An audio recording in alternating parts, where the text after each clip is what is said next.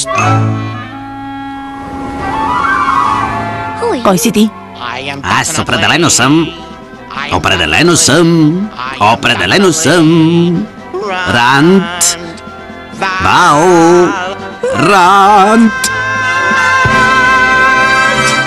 Определено. Рита, радвам се, че си добре. Рант? Къде изчезна така внезапно? Рита, бях затворен в кочкарника.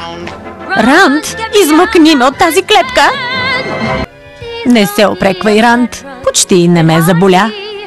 Но дупките са твърде малки, за да се промъкна през тях. Но какво си въобразяваше, глупако? Спокойно, нищо ми няма. Ще се оправя, ще ми мине. Сигурно е решил, че съм анимационен герой.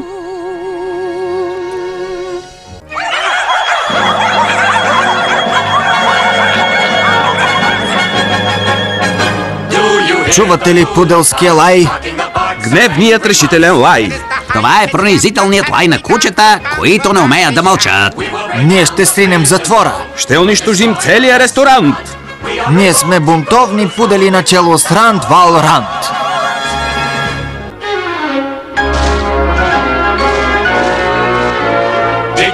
Копайте усърдно. Копайте надълбоко, клетници. Копайте усърдно. Копайте надълбоко, за да изкопаем.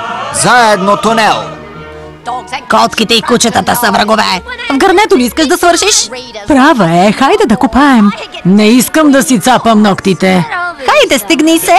Копайте усърдно. Копайте надълбоко, клетници. Копайте усърдно. Копайте надълбоко, за да изкопаем. Заедно тунел.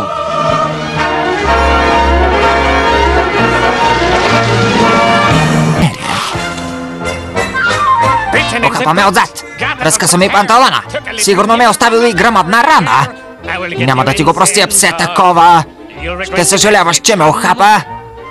Наистина съм бесен. Как можа да ме охапе?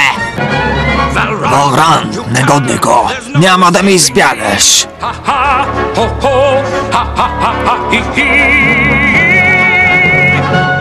Възразявам, аз съм невинен и ти го знаеш, Камамбер, защото не аз откраднах кокала, а ти.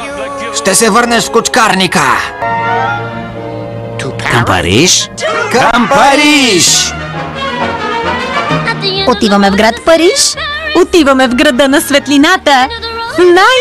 Най-романтичния град. Там ще ядем, ще пием. Ще танцуваме и ще се веселим. Да живее Франция!